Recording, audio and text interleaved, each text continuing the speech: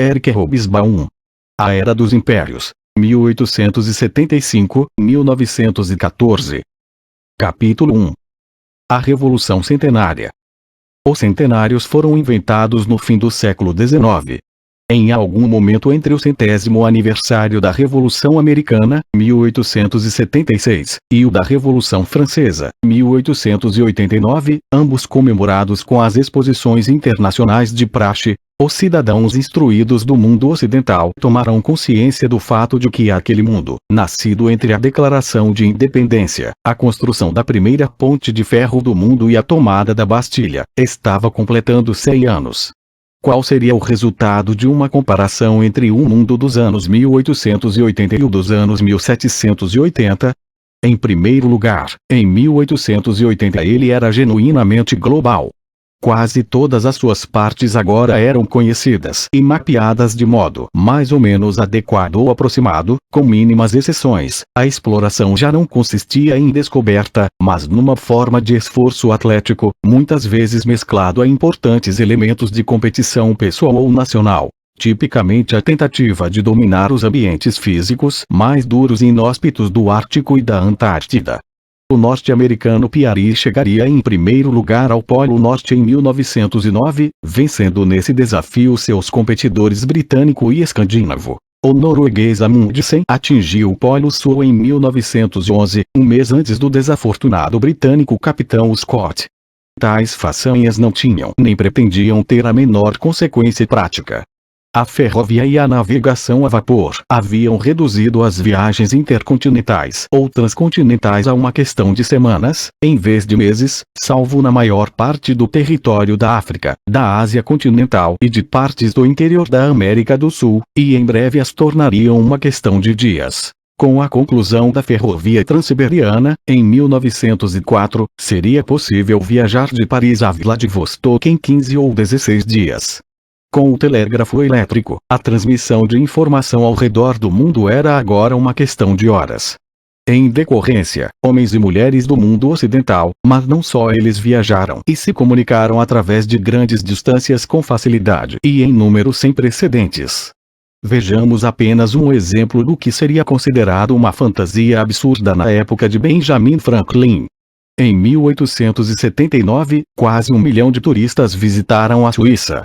Mais de 200 mil deles eram norte-americanos, o equivalente a mais de 1 em cada 20 habitantes da totalidade dos Estados Unidos, considerando-se seu primeiro censo, 1790. 2 Ao mesmo tempo, o mundo era muito mais densamente povoado. As cifras demográficas são tão especulativas, sobretudo no que tange ao final do século XVIII, que a precisão numérica é inútil e perigosa. Mas não deve ser muito equivocado supor que os aproximadamente 1,5 bilhões de seres humanos vivos nos anos 1880 representavam o dobro da população mundial dos anos 1780. Os mais numerosos eram, de longe, os asiáticos, como sempre foram, mas enquanto em 1800 eles constituíam quase 2/3 da humanidade, segundo estimativas recentes, em 1900 talvez fossem 55%. O segundo maior grupo era o dos europeus, incluindo a Rússia asiática, esparsamente povoada. A população europeia era em 1900, 430 milhões, quase com certeza mais do dobro dos, digamos, 200 milhões de 1800. Ademais, sua imigração em massa para outros continentes foi responsável pela mudança mais drástica que sofreu a população mundial, o aumento dos habitantes das Américas de cerca de 30 a quase 160 milhões entre 1800 e 1900. E, especialmente, a América do Norte, que aumentou de cerca de 7 a mais de 80 milhões de habitantes. O devastado continente africano, sobre cujos dados demográficos, como se sabe, há pouca informação, cresceu mais lentamente que qualquer outro, talvez no máximo 1/3 nesse século. No final do século XVIII havia, talvez, 3 vezes mais africanos do que americanos, do norte e latinos, ao passo que no fim do século XIX é provável que houvesse substancialmente mais americanos do que africanos. A reduzida população das ilhas do Pacífico, incluindo a Austrália, embora reforçada por uma migração europeia de hipotéticos 2 a talvez 6 milhões de pessoas, tinha pouco peso demográfico. Contudo, enquanto no sentido o mundo estava se tornando demograficamente maior e geograficamente menor e mais global, um planeta ligado cada vez mais estreitamente pelos laços dos deslocamentos de bens e pessoas, de capital e comunicações, de produtos materiais e ideias. Em outro sentido, este mundo caminhava para a divisão. Nos anos 1780, como em todos os outros períodos da história de que se tem registro, houve regiões ricas e pobres, economias e sociedades avançadas e atrasadas, unidades com organização política e força militar mais fortes e mais fracas. E é inegável que um abismo profundo separava a grande faixa do mundo que fora, tradicionalmente, o reduto das sociedades de classe e de estados e cidades mais ou menos estáveis, administrados por minorias cultas e, felizmente para o historiador, gerando documentação escrita, das regiões ao norte e ao sul, sobre as quais se concentrou a atenção dos etnógrafos e antropólogos do final do século XIX e começo do século XX. Não obstante, dentro dessa ampla faixa onde vivia a maior parte da humanidade, que se estendia do Japão a leste ao litoral norte e central do Atlântico, através da conquista europeia, ao território americano, as disparidades, embora já acentuadas, ainda não pareciam insuperáveis. Em termos de produção e riqueza, para não falar de cultura, as diferenças entre as principais regiões pré-industriais eram, pelos padrões modernos, espantosamente mínimas de digamos, 1 a 1,8.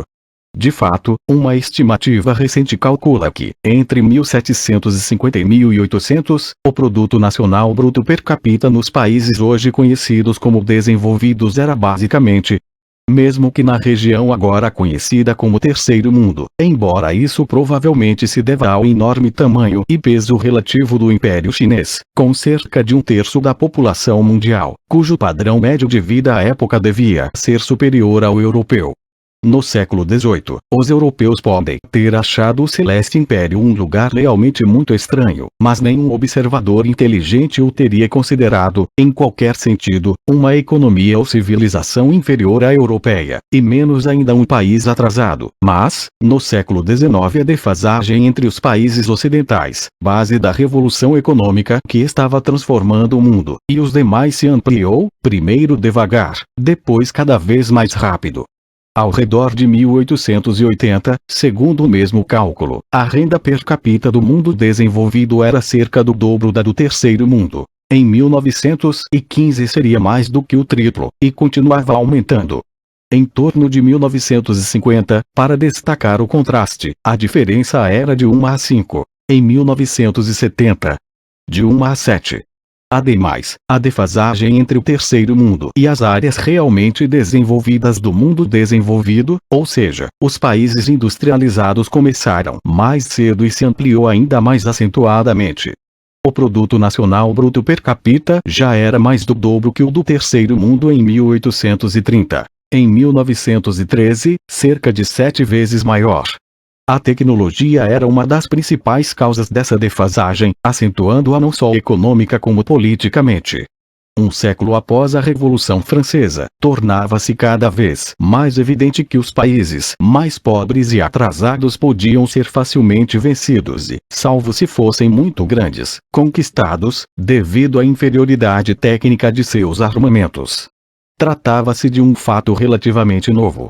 A invasão do Egito por Napoleão, em 1798, opôs os exércitos francês e maiáltico com equipamento comparável. As conquistas coloniais das forças europeias haviam sido realizadas não por causa de armas milagrosas, mas devido a uma maior agressividade, crueldade, acima de tudo, organização disciplinada. Contudo, a Revolução Industrial, que se fez presente nos conflitos armados em meados do século, veja Era do Capital, capítulo 4, fez a balança pender mais ainda a favor do mundo avançado graças aos explosivos potentes, às metralhadoras e ao transporte a vapor. Ver Capitão 13. Eis porque o meio século transcorrido entre 1880 e 1930 seria a Idade de Ouro. Ou melhor, de ferro, da diplomacia de canhoneira. Portanto, ao abordar 1880, estamos menos diante de um mundo único do que de dois setores que, combinados, formam um sistema global: o desenvolvido e o defasado, o dominante e o dependente, o rico e o pobre. Mesmo esta descrição é enganosa. Enquanto o menor, primeiro mundo, apesar de suas consideráveis disparidades internas, era unido pela história e por ser o portador conjunto do desenvolvimento capitalista, o segundo mundo, muito maior, não era unido senão por suas relações com o primeiro, quer dizer, por sua dependência e potência. Ou real. O que tinha o Império Chinês em comum com o Senegal, o Brasil, as Novas Hébridas, o Marrocos e a Nicarágua, além do fato de pertencerem todos à espécie humana. O segundo mundo não era unido por sua história, cultura, estrutura social nem instituições, nem sequer pelo que hoje consideramos a característica mais marcante do mundo dependente: a pobreza em massa. Pois a riqueza e a pobreza, como categorias sociais, se aplicam apenas às sociedades estratificadas de certo modo e a economias estruturadas de certa maneira, e algumas partes do mundo dependente não tinham nenhuma nem outra.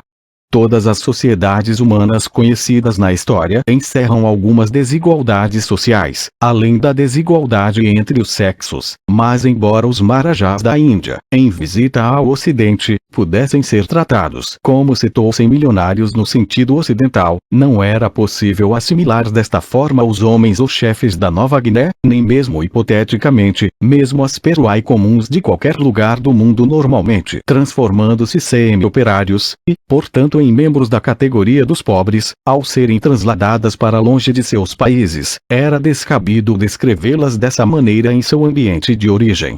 De qualquer modo, havia partes privilegiadas do mundo, sobretudo nos trópicos, em que ninguém sentia falta de moradia, alimento ou lazer.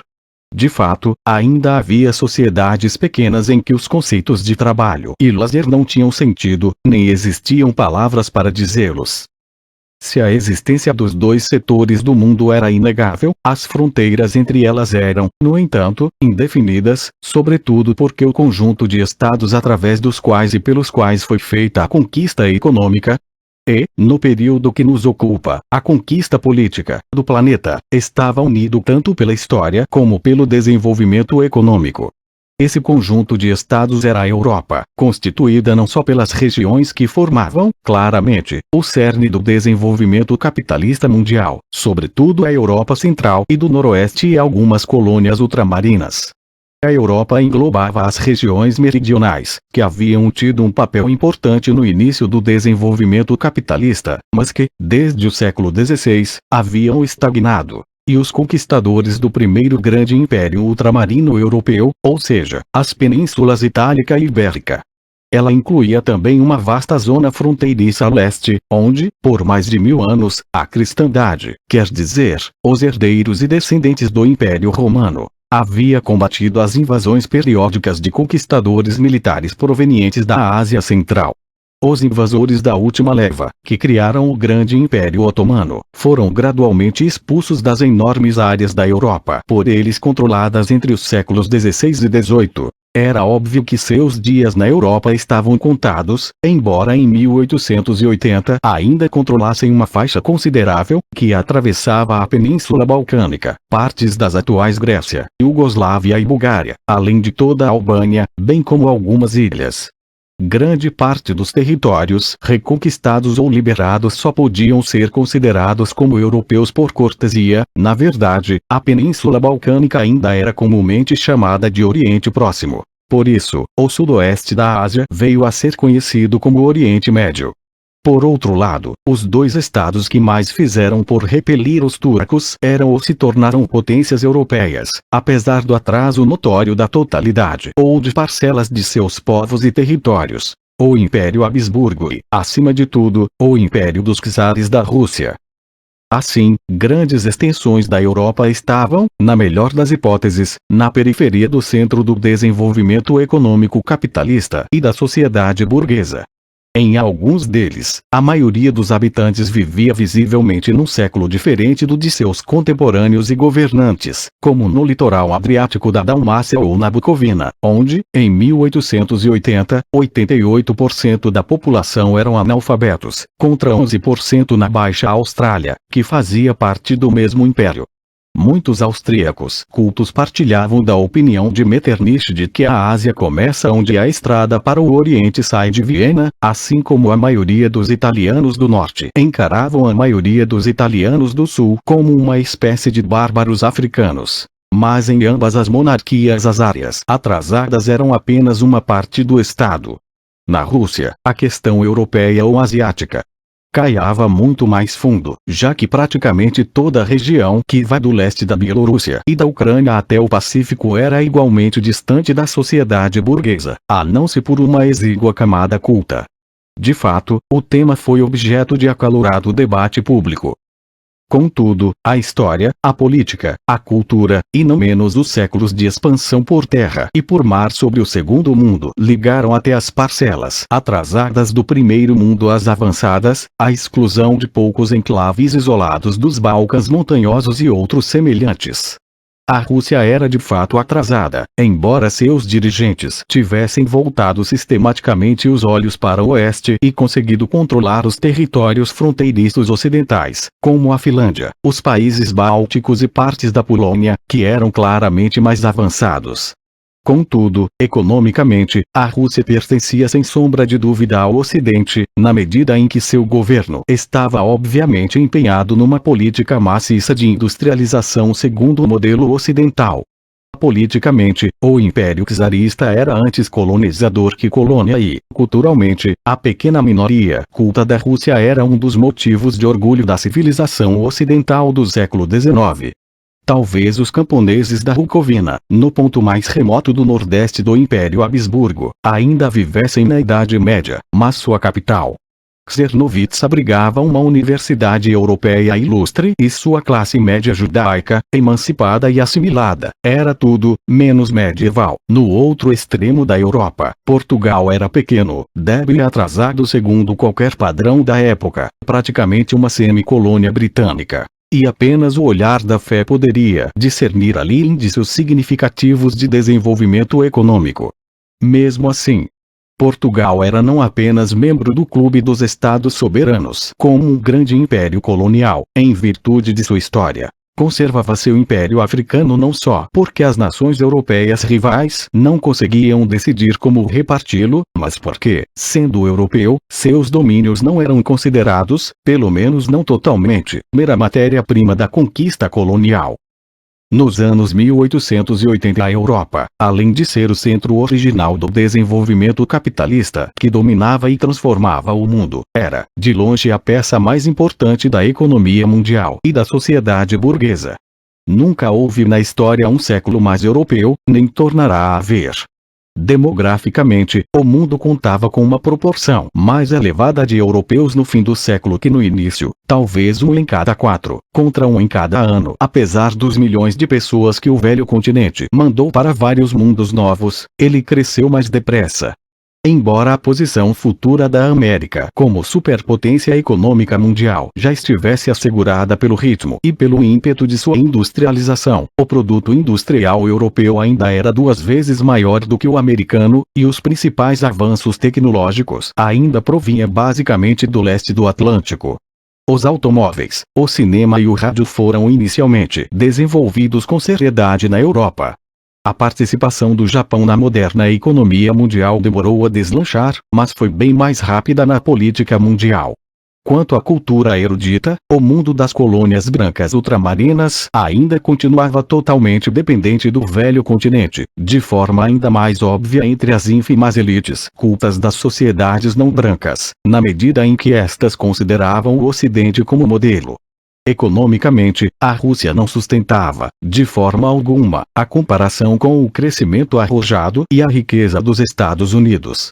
Culturalmente, a Rússia de Dostoiévski, 1821-1881, Tolstói, 1828-1910, Chekhov, 1860, 1904, Tchaikovsky, 1840, 1893, Borodin, 1834, 1887, Serhinsky-Korsakov, 1844, 1908, era uma grande potência, e os Estados Unidos de Mark Twain, 1835, 1910, e Walt Whitman, 1819, 1892, não, mesmo incluindo a Henry James, 1843, 1916, que há muito emigrara para a atmosfera mais propícia da Grã-Bretanha, a cultura e a vida intelectual europeias ainda estavam majoritariamente nas mãos de uma minoria próspera e culta, admiravelmente adaptadas para funcionar nesse meio e para ele.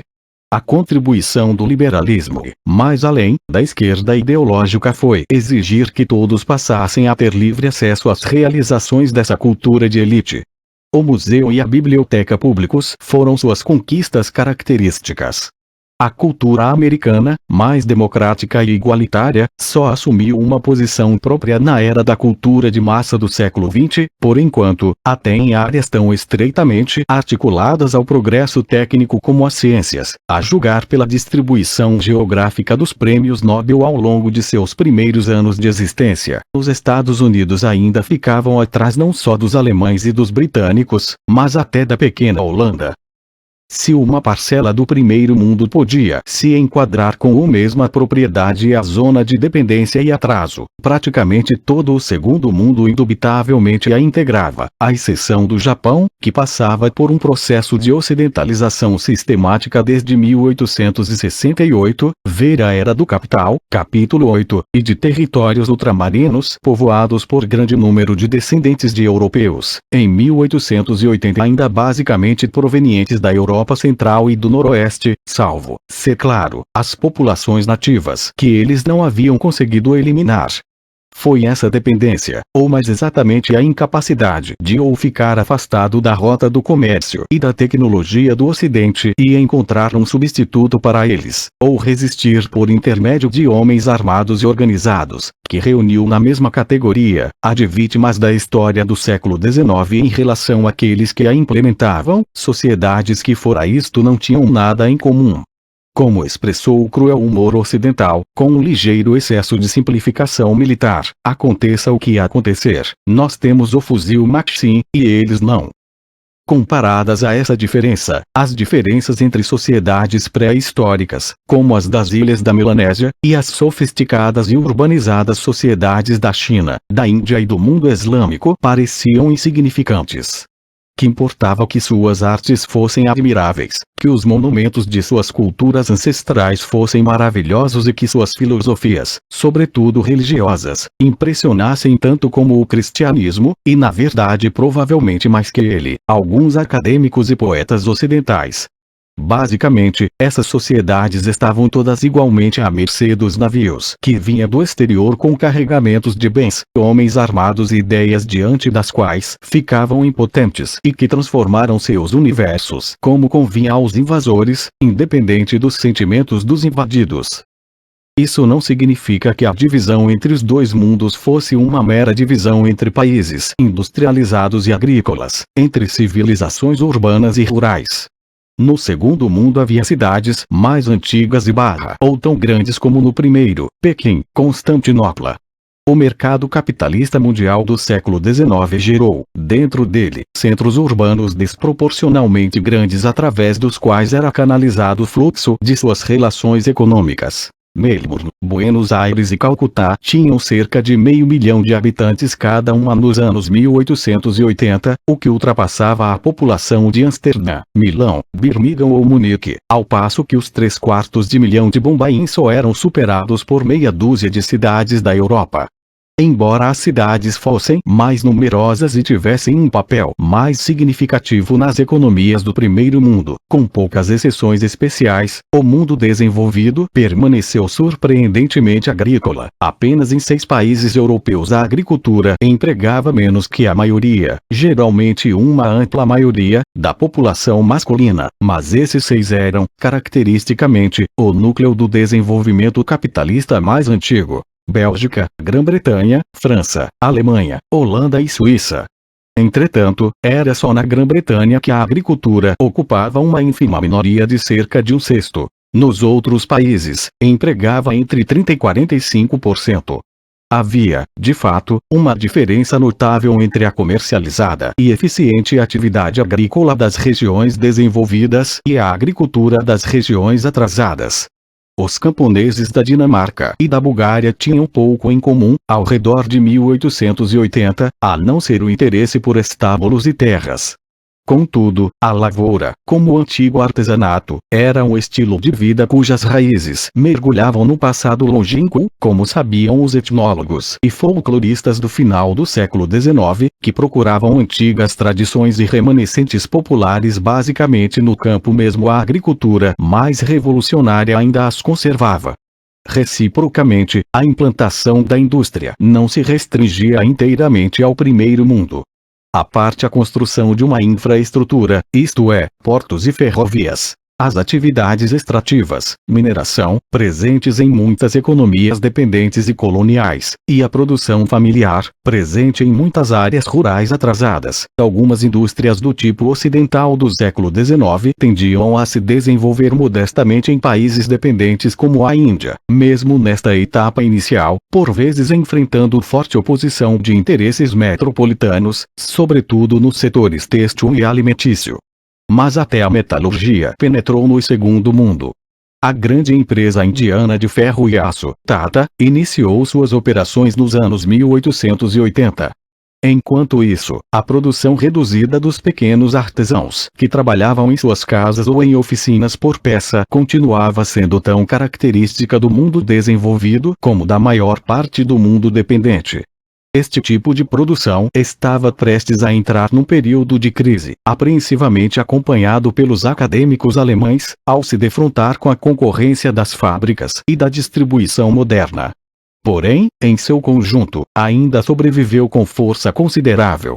Contudo, é aproximadamente correto fazer da indústria um critério de modernidade. Nos anos 1880, nenhum país fora do mundo desenvolvido, e do Japão, que se somou a ele, podia ser descrito como industrializado ou em vias de industrialização. Mas pode-se dizer que mesmo os países desenvolvidos, que ainda eram essencialmente agrícolas, ou, em todo caso, não associados imediatamente a fábricas e forjas, já estavam em sintonia com a sociedade industrial e a alta tecnologia. Fora a Dinamarca, os países escandinavos, por exemplo, eram, até pouco tempo atrás, notoriamente pobres e atrasados. Contudo, em poucas décadas, eles teriam mais telefones por habitante que qualquer outra região da Europa, incluindo a Grã-Bretanha e a Alemanha. Ganharam um número de prêmios Nobel de Ciência consideravelmente mais elevado que os Estados Unidos, e estavam prestes a se tornar redutos de movimentos políticos socialistas, organizados especificamente em função dos interesses do proletariado industrial. E, o que é ainda mais óbvio, podemos descrever o mundo avançado como um mundo em rápido processo de urbanização e, em casos extremos, um mundo onde o número de moradores das cidades era sem precedentes. Em 1800 havia apenas 17 cidades na Europa cuja população era de 100 mil habitantes ou mais, no total menos de 5 milhões. Em torno de 1890 havia 103 com uma população total mais de 6 vezes superior. Desde 1789, o que o século XIX havia gerado não era tanto o gigantesco formigueiro urbano com seus milhões de habitantes apressados, embora entre 1800 e 1883 outras cidades de mais de 1 milhão de habitantes tenham se somado a Londres, Paris, Berlim e Viena. Antes, esse século havia gerado uma rede de cidades grandes e médias bem espalhadas, especialmente grandes zonas ou conturbações bastante densas em função desse desenvolvimento urbano e industrial, que iam gradativamente tomando conta do campo à sua volta. Alguns de seus exemplos mais dramáticos eram comparativamente novos, produtos do desenvolvimento da indústria pesada de meados do século, como Tyneside e Clydeside na Grã-Bretanha. Ou apenas se desenvolvendo em escala maciça, como Ruhr na Alemanha ou o cinturão carvão-aço da Pensilvânia. Essas regiões, tornamos a insistir, não continham necessariamente qualquer cidade maior, salvo se ali houvesse capitais, centros administrativos governamentais ou outras atividades terciárias ou portos internacionais importantes, que também tendiam a gerar populações excepcionalmente grandes. É bem curioso que, à exceção de Londres, Lisboa e Copenhague, em 1880 nenhum estado europeu possuía uma cidade que fosse ambas as coisas. Por mais profundas e evidentes que fossem as diferenças econômicas entre os dois setores do mundo, é difícil descrevê-las em duas palavras. Também não é fácil sintetizar as diferenças políticas entre elas. Existia claramente um modelo geral referencial das instituições e estrutura adequadas a um país avançado, com algumas variações locais. Esse país deveria ser um estado territorial mais ou menos homogêneo, internacionalmente soberano, com extensão suficiente para proporcionar a base de um desenvolvimento econômico nacional. Deveria dispor de um corpo único de instituições políticas e jurídicas de tipo amplamente liberal e representativo, isto é, deveria contar com uma constituição única e ser um Estado de direita, mas também, a um nível mais baixo, garantir autonomia e iniciativa locais. Deveria ser composto de cidadãos, isto é, da totalidade dos habitantes individuais de seu território que desfrutavam de certos direitos jurídicos e políticos básicos, antes que, digamos, de associações ou outros tipos de grupos e comunidades. As relações dos cidadãos com o governo nacional seriam diretas e não mediadas por tais grupos. E assim por diante. Essas eram as aspirações não só dos países desenvolvidos, todos os quais estavam, até certo ponto, ajustados a esse modelo ao redor de 1880, mas de todos os outros que não queriam se alienar do progresso moderno. Nesse sentido, o modelo da nação-estado liberal constitucional não estava confinado a um mundo desenvolvido.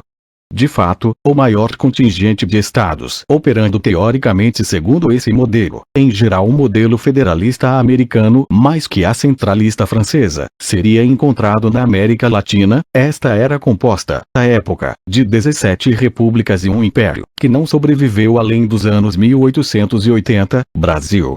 Na prática, era notório que a realidade política latino-americana e, neste sentido, a de algumas monarquias nominalmente constitucionais do sudeste da Europa, tinha pouca relação com a teoria constitucional. Grande parte do mundo não desenvolvido não possuía estados nem deste nem, por vezes, de nenhum tipo. Parte dele era composta de colônias das potências europeias, diretamente administradas por elas. Em pouco tempo esses impérios coloniais conheceriam enorme expansão. Alguns deles, no interior da África, por exemplo, consistiam de unidades políticas às quais o termo Estado, no sentido então corrente na Europa, não podia ser rigorosamente aplicado, embora outros termos então correntes, tribos, não fossem muito melhores.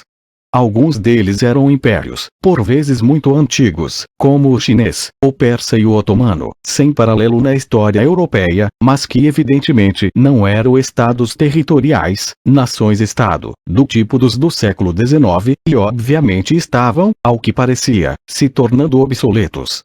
Por outro lado, o mesmo raquistismo, se não a mesma senilidade, afetava alguns dos impérios obsoletos que, ao menos parcial ou marginalmente, se situavam no mundo desenvolvido, quanto mais não fosse devido a seu status, inegavelmente abalado, de grandes potências. Os impérios czaristas e Habsburgo, Rússia e Áustria-Hungria. Em termos de política internacional, isto é, na avaliação dos governos e ministérios das relações exteriores da Europa, o número de entidades tratadas como estados soberanos no mundo inteiro era bastante modesto para nossos patrões. Por volta de 1875, não passavam de 17 na Europa, incluindo as 6 potências: Grã-Bretanha, França, Alemanha, Rússia, Áustria-Hungria e Itália, e o Império Otomano, 19 nas 3 Américas, incluindo uma grande potência virtual, os Estados Unidos, 4 ou 5 na Ásia, sobretudo o Japão e 2 impérios antigos, o chinês e o persa, e talvez 3 casos altamente marginais na África, Marrocos, a Etiópia e Libéria. Fora das Américas, que continham o maior conjunto de repúblicas do globo, praticamente todos esses estados eram monarquia, Na Europa as únicas exceções eram a Suíça e, a partir de 1870, a França. Embora os países desenvolvidos fossem, em sua maioria, monarquias constitucionais ou que, ao menos, acenavam com iniciativas oficiais favoráveis a algum tipo de representação eleitoral. Os impérios czarista e otomano, o primeiro à margem do desenvolvimento, o outro pertencendo nitidamente a um mundo das vítimas, eram as únicas exceções europeias. Entretanto, fora a Suíça, a França, os Estados Unidos e possivelmente a Dinamarca, nenhum desses estados representativos se baseava no direito de voto democrático da época, contudo, exclusivamente masculino, embora algumas colônias brancas, formalmente pertencentes ao Império Britânico, Austrália, Nova Zelândia, Canadá, fossem razoavelmente democráticas, de fato mais que qualquer outra região fora dos estados das Montanhas Rochosas nos Estados Unidos.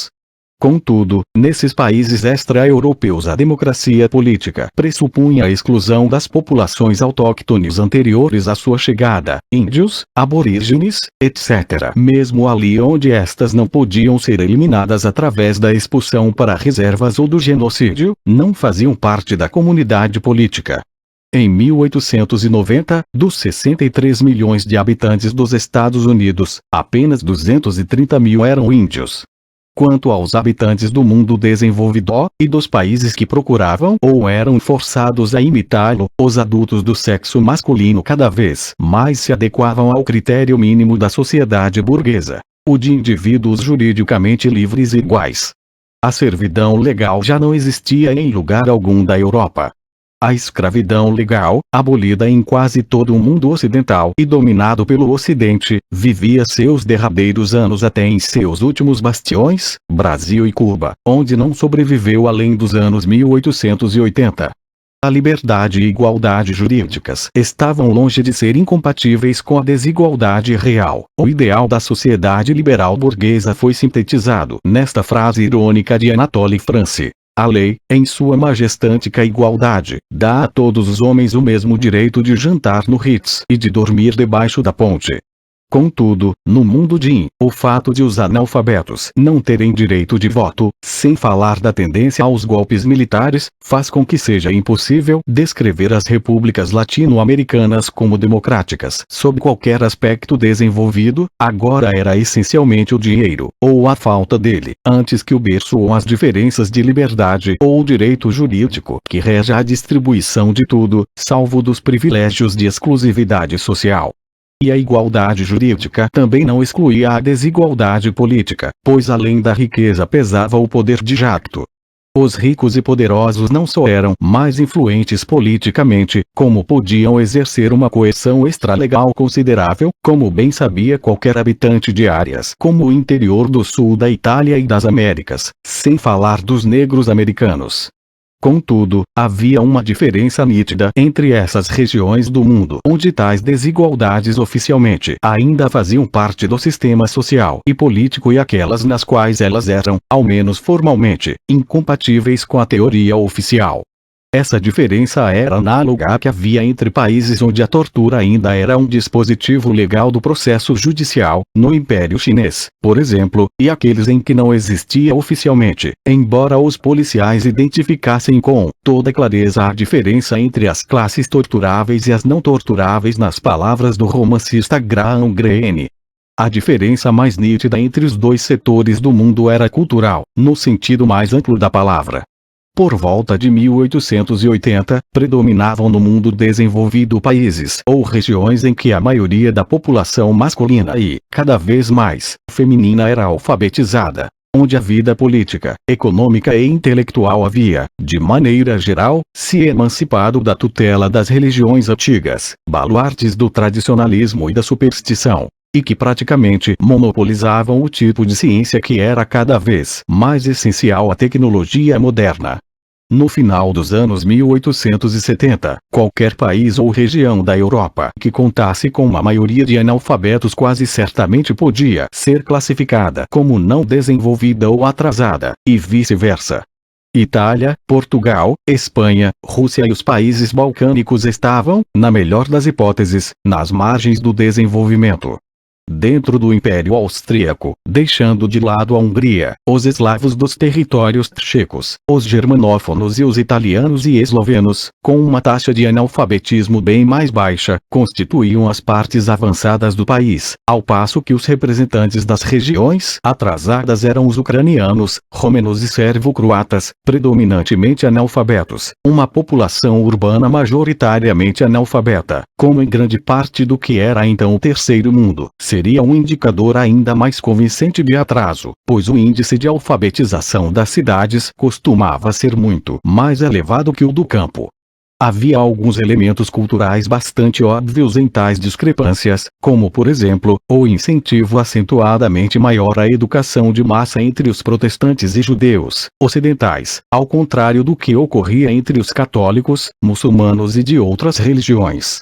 Teria sido difícil imaginar um país pobre e predominantemente rural, como a Suécia, com apenas 10% de analfabetismo em 1850, fora da região protestante do mundo, integrada pela maioria dos países do litoral do Mar Báltico, Mar do Norte e Atlântico Norte, com extensões à Europa Central e América do Norte.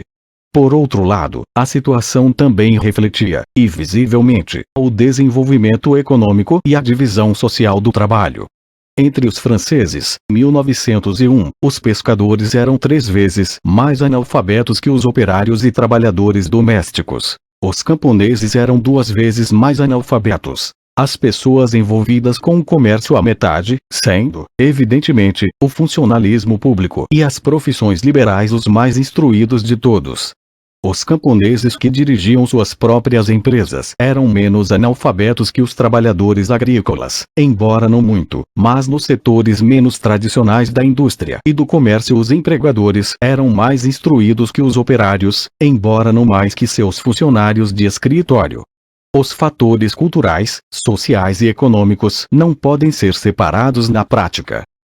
A educação de massa, assegurada à época nos países desenvolvidos por um ensino primário cada vez mais universalizado, promovido ou supervisionado pelos estados, deve ser distinguida da educação e da cultura das geralmente pequenas elites. Neste ponto, as diferenças entre os dois setores daquela faixa do planeta onde a alfabetização era conhecida eram menores, embora a educação superior de estratos como os intelectuais europeus, eruditos muçulmanos ou índos e mandarins do leste asiático tivesse pouco em comum, a menos que também se adequassem ao padrão europeu. O analfabetismo de massa, como na Rússia, não excluía a existência de uma cultura esplêndida, embora restrita a uma ínfima minoria. Entretanto, certas instituições caracterizavam a região desenvolvida ou a dominação europeia, sobretudo a universidade essencialmente secular, que não existia fora dessa zona, e, por motivos diferentes, a ópera, ver o mapa em Era do Capital. Ambas as instituições refletiam a penetração da civilização ocidental dominante. Definir a diferença entre partes avançadas e atrasadas, desenvolvidas e não desenvolvidas do mundo é um exercício complexo e frustrante, pois tais classificações são por natureza estânticas e simples. A realidade que deveria se adequar a elas não era nenhuma das duas coisas. O que definia o século XIX era a mudança. Mudanças em termos de em função dos objetivos das regiões dinâmicas do litoral do Atlântico Norte, que eram, à época, o núcleo do capitalismo mundial. Com algumas exceções marginais e cada vez menos importantes, todos os países, mesmo os até então mais isolados, estavam, ao menos perifericamente, presos pelos tentáculos dessa transformação mundial. Por outro lado, até os mais avançados dos países desenvolvidos mudaram parcialmente através da adaptação da herança de um passado antigo e atrasado, e continha camadas e parcelas da sociedade resistentes à transformação. Os historiadores quebram a cabeça procurando a melhor maneira de formular e apresentar essa mudança universal, porém diferente em cada lugar, a complexidade de seus padrões e interações e suas principais tendências. A maioria dos observadores dos anos 1870 teria ficado muitíssimo mais impressionada por sua linearidade. Em termos materiais, em termos de conhecimento e de capacidade de transformar a natureza, parecia tão patente que a mudança significava avanço, que a história, de todo modo a história moderna, Parecia sinônimo de progresso. O progresso era medido pela curva sempre ascendente de tudo que pudesse ser medido, ou que os homens escolhessem medir. O aperfeiçoamento contínuo, mesmo das coisas que obviamente ainda precisavam ser aperfeiçoadas, era garantido pela experiência histórica. Parecia difícil acreditar que, há pouco mais de 3 séculos, europeus inteligentes tivessem considerado a agricultura, as técnicas militares e até a medicina da Roma antiga como modelo para suas próprias. Que há escassos 2 séculos pudesse ter havido um debate sério sobre se os modernos algum dia poderiam superar as realizações dos antigos. Que no final do século XVIII especialistas pudessem ter duvidado que a população da Grã-Bretanha estava aumentando. Era na tecnologia e em sua consequência mais óbvia, o crescimento da produção material e da comunicação, que o progresso era mais evidente. A maquinaria moderna era predominantemente movida a vapor e feita de ferro e de aço. O carvão se tornará a fonte de energia industrial mais importante, fornecendo 95% do total da Europa, fora a Rússia. Os regatos de montanha da Europa e da América do Norte, que inicialmente determinavam a localização de tantos cotonifícios, cujo nome evoca, em inglês, a importância da energia hidráulica, voltaram à atividade rural. Por outro lado, as novas fontes de energia, eletricidade e petróleo ainda não eram muito significativas, embora por volta dos anos 1880 a geração de eletricidade em grande escala e o motor de combustão interna estivessem começando a se tornar viáveis. Nem mesmo os Estados Unidos afirmaram ter mais que cerca de 3 milhões de lâmpadas elétricas em 1890, e no início dos anos isso a economia industrial europeia mais moderna, a Alemanha, consumia menos de 400 mil toneladas de petróleo por ano. Além de inegável e triunfante, a tecnologia moderna era extremamente visível. Suas máquinas de produção, embora não fossem muito potentes pelos padrões atuais, na Grã-Bretanha a média de 20 HP em 1850, costumavam ser grandes, ainda feitas principalmente de ferro, como se pôde constatar nos museus de tecnologia. Mas os maiores e mais potentes motores do século XIX eram os mais visíveis e audíveis de todos. Eram as 100 mil locomotivas, 450 HP, que puxavam seus quase 2,75 milhões de carros e vagões, em longas composições, sob bandeiras de fumaça. Elas faziam parte da inovação de maior impacto do século, sequer sonhada 100 anos antes, ao contrário das viagens aéreas, quando Mozart escreveu suas óperas. Vastas redes de trilhos reluzentes, correndo por aterros, pontes e viadutos, passando por atalhos, atravessando túneis de mais de 15 quilômetros de extensão, por passos de montanha da altitude dos mais altos picos alpinos. O conjunto das ferrovias constituía o esforço de construção pública mais importante já empreendido pelo homem. Elas empregavam mais homens que qualquer outro empreendimento industrial. Os trens alcançavam o centro das grandes cidades, onde suas façanhas triunfais eram festejadas com estações ferroviárias igualmente triunfais e gigantescas, e as mais remotas áreas da zona rural, onde não penetrava nenhum outro vestígio da civilização do século XIX. Por volta do início dos anos 1880, 1882. Quase 2 bilhões de pessoas viajavam por ano pelas ferrovias, a maioria delas, naturalmente, na Europa, 72%, e na América do Norte, 20%. Na época, nas regiões desenvolvidas do Ocidente, muito poucos homens, talvez mesmo muito poucas mulheres, cuja mobilidade era mais restrita, deixaram de entrar em contato com a ferrovia em algum momento de suas vidas. É provável que o único outro subproduto da tecnologia moderna mais universalmente conhecida fosse a rede de linhas telegráficas em sua infindável sucessão de postes de madeira, com uma quilometragem 3 ou 4 vezes superior à da totalidade das ferrovias do mundo inteiro. Os 22 mil navios a vapor do mundo em 1882, embora provavelmente ainda mais potentes como máquinas que as locomotivas, além de serem muito menos numerosos e apenas visíveis pela pequena minoria de séries que chegavam até perto dos portos, eram num certo sentido muito menos típicos. Pois ainda representavam, mas por margem mínima, uma tonelagem menor, mesmo na industrializada Grã-Bretanha, que os navios à vela. Quanto à navegação mundial como um todo, ainda havia, em 1880, quase 3 toneladas dependentes do vento para cada tonelada movida a vapor. Nos anos 1880, isto estava começando a mudar imediata e radicalmente, a favor do vapor. A tradição ainda reinava nas águas, especialmente no que tange à construção, carga e descarga de navios, apesar da passagem da madeira ao ferro e da vela ao vapor.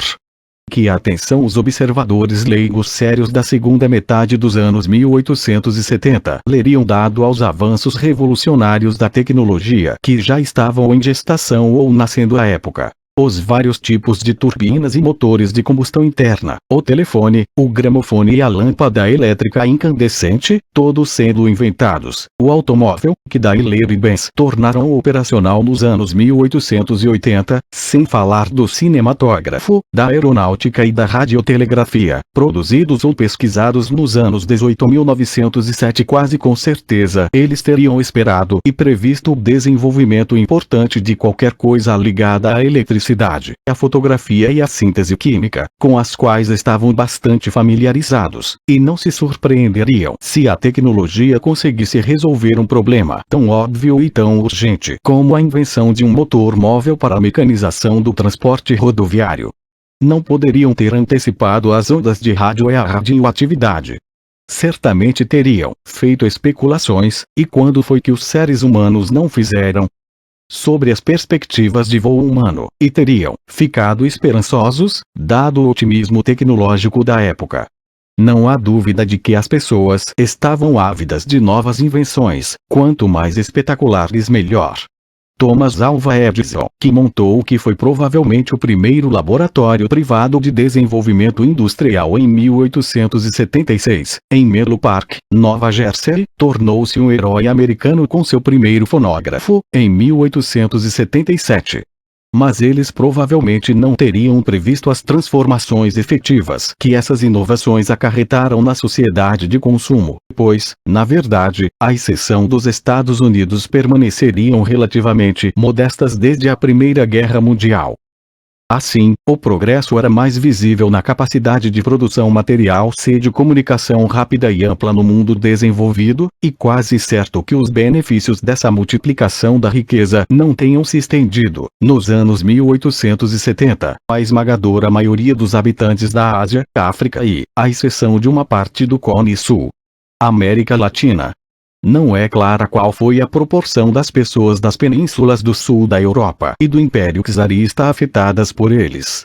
Mesmo no mundo desenvolvido, tais benefícios eram distribuídos de maneira muito desigual numa população composta de 3,5% de ricos, 14% de classe média e 83% de classes trabalhadoras, segundo a classificação oficial francesa dos funerais da República. Nos anos 1870, ver a Era do Capital, capítulo 12. Entretanto, era difícil negar certa melhoria nas condições das pessoas comuns, o aumento da estatura humana, tornando hoje cada geração mais alta que a de seus pais, provavelmente começará por volta de 1880 em diversos países, mas de modo algum em todos e de maneira muito modesta, quando comparado ao que teve lugar após 1880 ou mesmo mais tarde.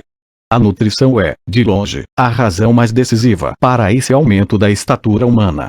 A esperança de vida média ao nascer ainda era bastante modesta nos anos 1880, 45 anos nas principais regiões desenvolvidas, embora menos de 40 na Alemanha e 50 na Escandinávia.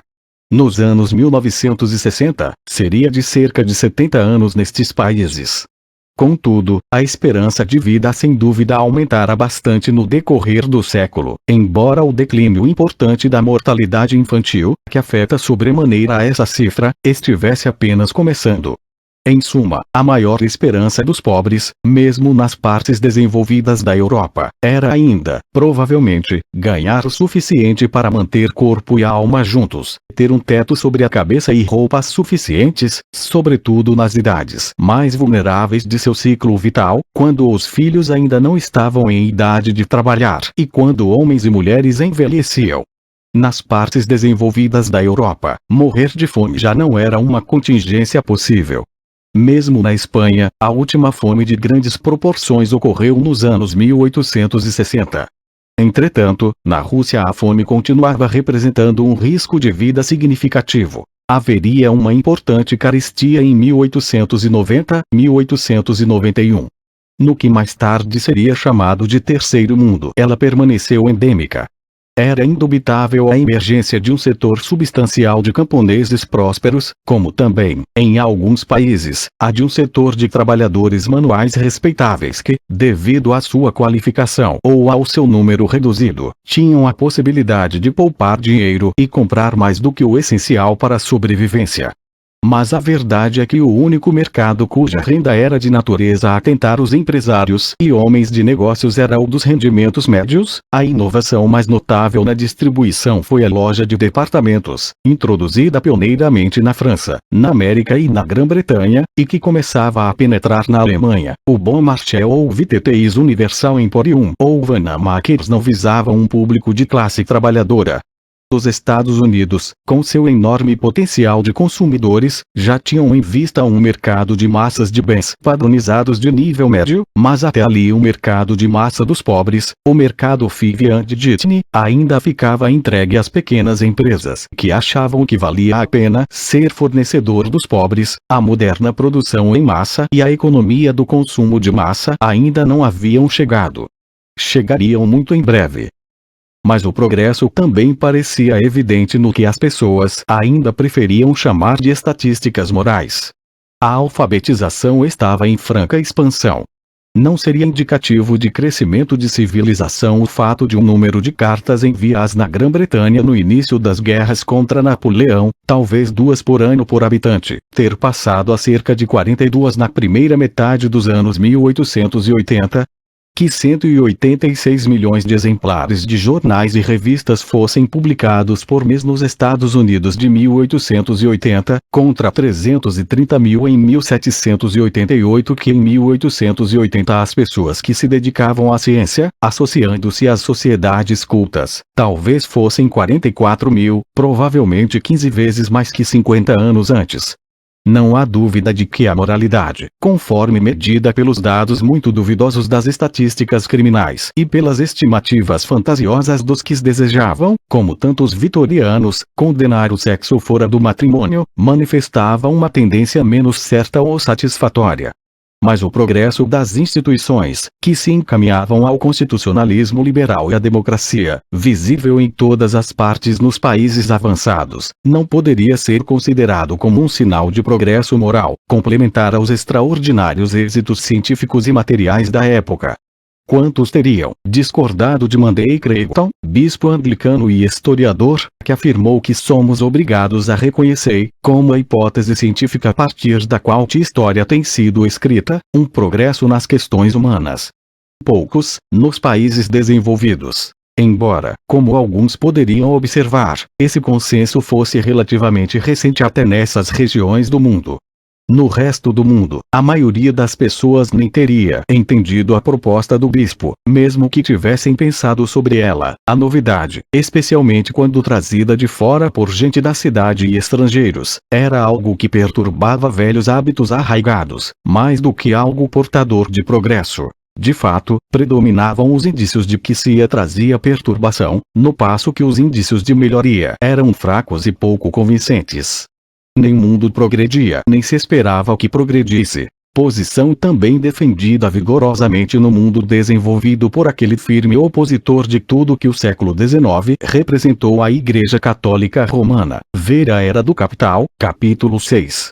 No máximo, se a época era difícil por razões outras que os caprichos da natureza ou da divindade, como a fome, a seca e as epidemias, devia-se esperar a restauração da normalidade da vida humana através de um retorno à fé verdadeira, que de algum modo fora abandonada, por exemplo, os ensinamentos do Sagrado Coração, ou através de um retorno a um passado, real ou suposto, de justiça e ordem.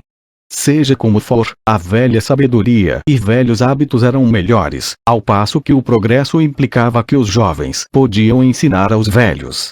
Assim sendo, o progresso fora dos países avançados não era nem um tato óbvio nem uma suposição plausível, mas, sobretudo, um perigo e um desafio a estrangeiros.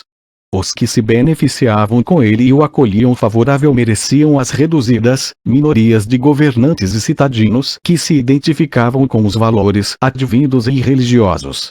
Os que os franceses no norte da África chamavam, significativamente, de evoluídos, eram, a esta altura, justamente os que haviam rompido com seu passado e com seu povo, que foram às vezes coagidos a romper, abandonando a lei islâmica, por exemplo, como no norte da África, se quisessem desfrutar dos benefícios da cidadania francesa.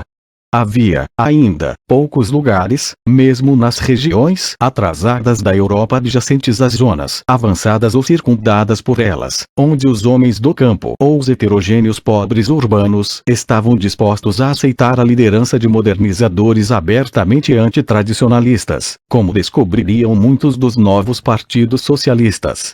O mundo estava, portanto, dividido numa parte menor, onde o progresso nascera, e outra, muito maior, onde chegara como conquistador estrangeiro, ajudado por minoria de colaboradores locais. Na primeira, até a massa das pessoas comuns agora acreditava que o progresso era possível e desejável e mesmo que, sob certos aspectos, estava ocorrendo. Na França, nenhum político sensato em campanha e nenhum partido significativo se definiam como conservadores. Nos Estados Unidos, o progresso era uma ideologia nacional. Até na Alemanha Imperial, o terceiro grande país a adotar o sufrágio universal masculino nos anos 1870, os partidos que se diziam conservadores receberam menos de um quarto dos votos nas eleições gerais daquela década. Mas se o progresso era tão poderoso, tão universal e tão desejável, como explicar essa relutância em acolhê-lo ou mesmo em participar dele? Seria simplesmente o peso morto do passado que gradual, desigual porém inevitavelmente seria tirado dos ombros daquelas parcelas da humanidade que ainda se dobravam sob seu peso.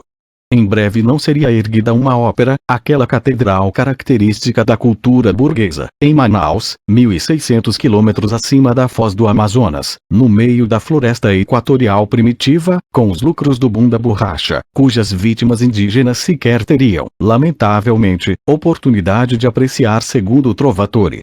Grupos de paladinos dos novos hábitos já não estavam à frente dos destinos de seus países, como os chamados científicos no México, ou se preparando para isso, como a também significativamente chamado Comitê para a União e o Progresso, mais conhecido como Jovens Turcos, no Império Otomano. O próprio Japão não romperá séculos de isolamento para adotar hábitos e ideias ocidentais, e se tornar uma grande potência moderna, como seria demonstrado em breve pela prova conclusiva do trunfo e da conquista militares. Contudo, a impossibilidade ou a recusa da maioria dos habitantes do mundo de viver à altura do exemplo dado pelas burguesias ocidentais era mais notória que os êxitos das tentativas de imitá-lo.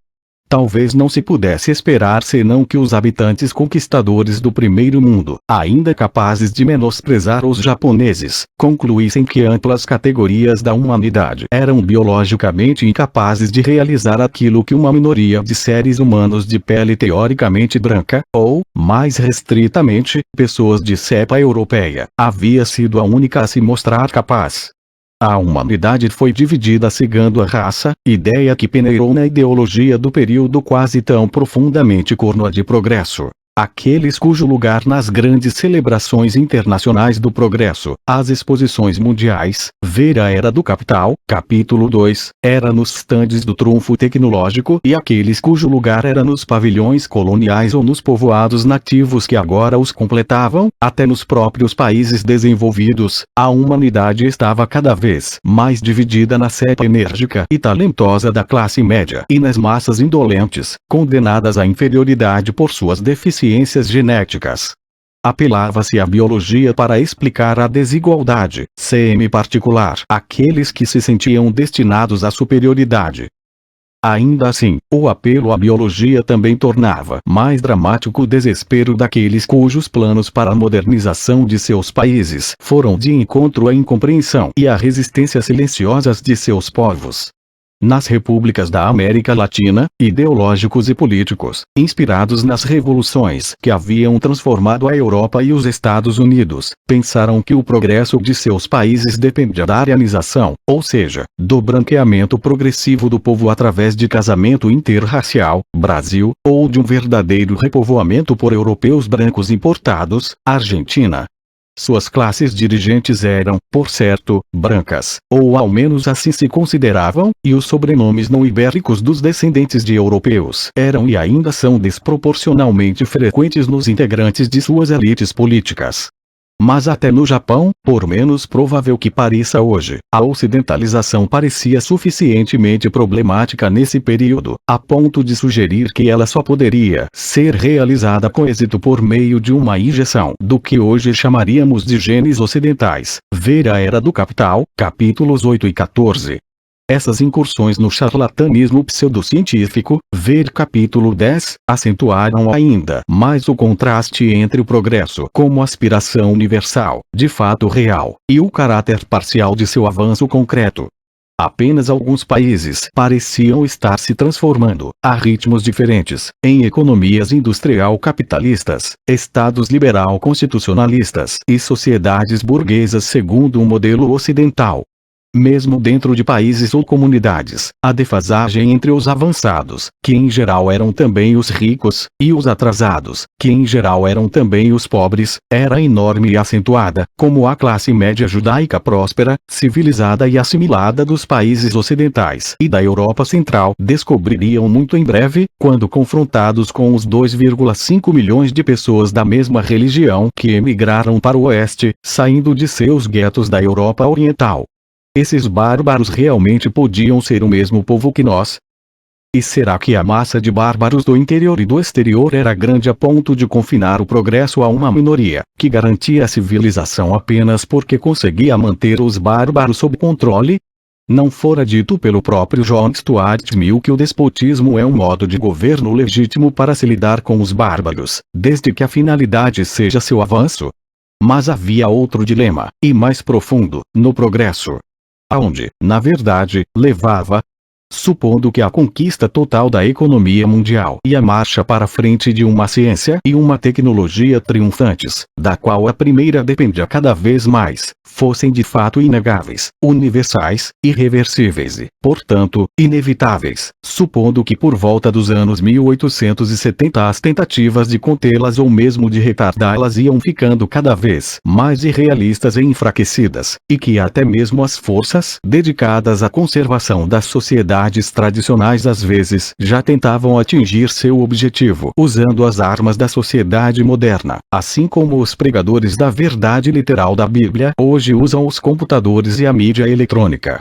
Supondo mesmo que o progresso político, sob a forma de governos representativos, e progresso moral, sob a forma de alfabetização e leitura amplamente disseminadas, continuariam ou até se acelerariam. Será que o progresso levaria a um avanço da civilização coincidente com as aspirações do século do progresso, como articuladas pelo jovem John Stuart Mill, um mundo, ou mesmo um país, mais aperfeiçoado, mais notável nas melhores características do homem e da sociedade, mais à frente no caminho da perfeição, mais feliz, mais nobre, mais sábio? Por volta dos anos 1870, o progresso do mundo burguês chegara a um ponto em que vozes mais céticas, ou mesmo mais pessimistas, começaram a ser ouvidas. E elas eram reforçadas pela situação em que o mundo se encontrava nos anos 1870, e que poucos haviam previsto. Os alicerces econômicos da civilização que avançava foram abalados por tremores. Após uma geração de expansão sem precedentes, a economia mundial estava em crise.